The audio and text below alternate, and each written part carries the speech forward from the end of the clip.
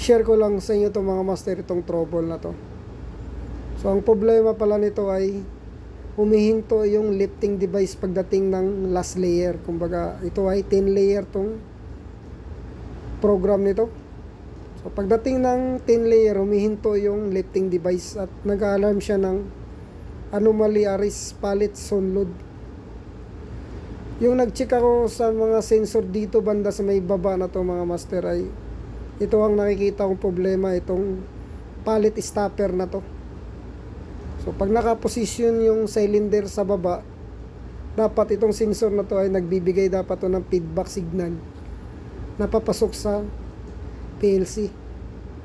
Ang nangyari master ay nawala ng signal yung red switch sensor na yun. So dito pala siya pumapasok sa I/O module na to.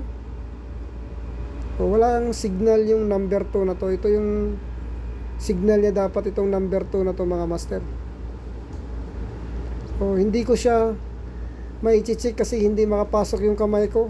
So kailangan namin baklasin yung roller at yung cover ng roller bago namin siya ma-check mga master. Kaya ang ginawa ko dito mga master ay nilagyan ko muna ng anting-anting itong pang bypass ko talaga. Kasi para ma-minimize lang yung downtime. Kung babaklasin namin yun, kakain talaga kami ng 1 oras talaga nun bago makatakbo tong machine na to. So hindi naman siya critical para i-bypass, kaya binaypass ko muna yung signal na papasok dito sa I/O module na to. So pagkatapos ko siyang binaypass mga master, so ito na yung kalalabasan niya. Ito ay last layer to. So nagdi-discharge na siya ng automatic. So hindi na siya huminto. So ibig sabihin, yun lang talaga ang problema na yun. Yung red switch sensor sa may stopper ng paleta. Mandar na. Okay na siya.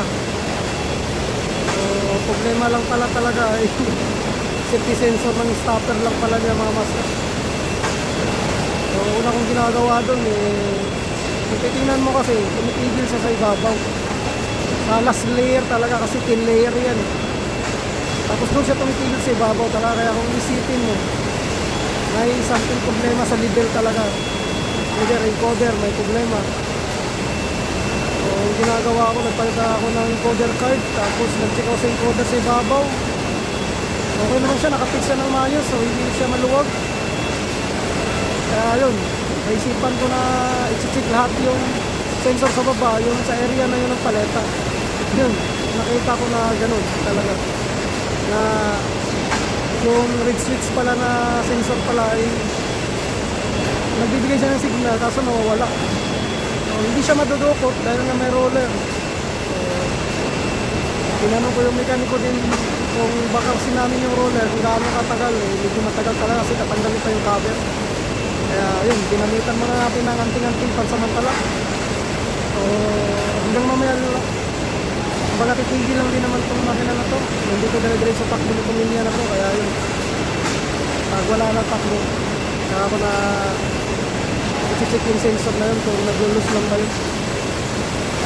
So kung sira talaga, so tingin ko hindi siya sira, talaga nag-lose lang talaga, nawala sa position.